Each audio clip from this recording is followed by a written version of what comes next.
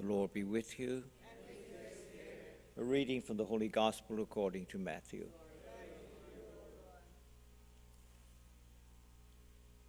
Jesus said to the 12, "As you go, make this proclamation: the kingdom of heaven is at hand. Cure the sick, raise the dead, cleanse the lepers, drive out demons. Without cost you have received, without cost you are to give. Do not take gold or silver or support for your belts, no sack for your journey, or a second tunic, or sandals or walking stick. The laborer deserves his keep. Whatever town or village you enter, look for a worthy person in it, and stay there until you leave. As you enter a house, wish it peace.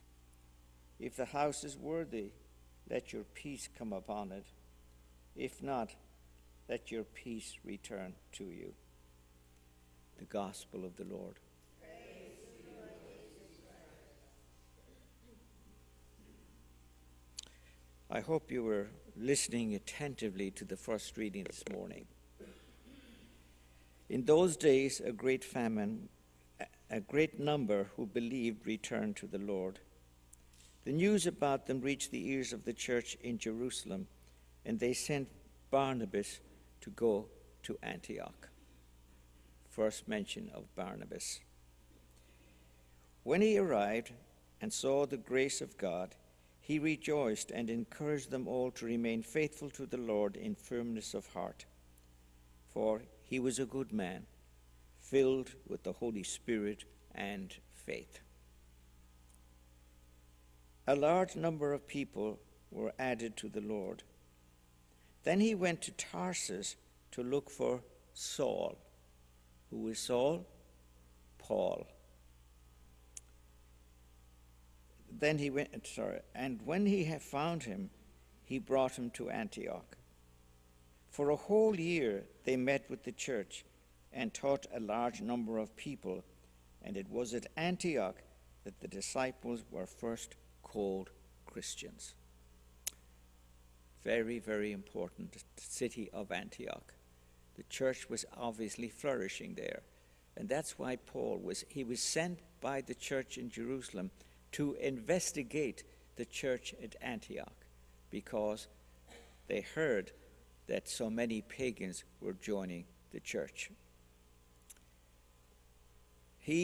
Barnabas was a friend of Stephen.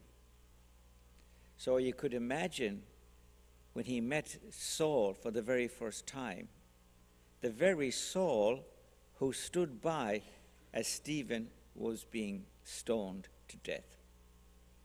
And yet he did not allow that relationship to interfere with his relationship with Saul.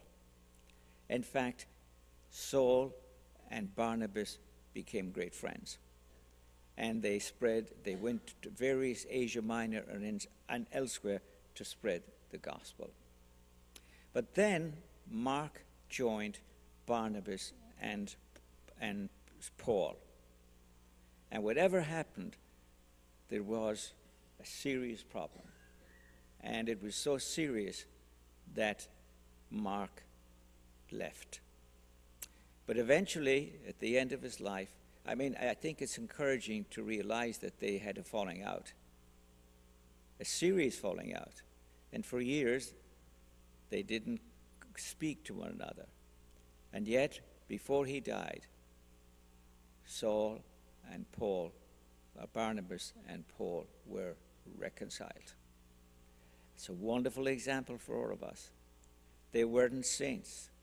They were like all of us. They were a work in progress. And it's a slow, slow process to become a saint. It took Barnabas quite a while and Paul, but eventually they became saints.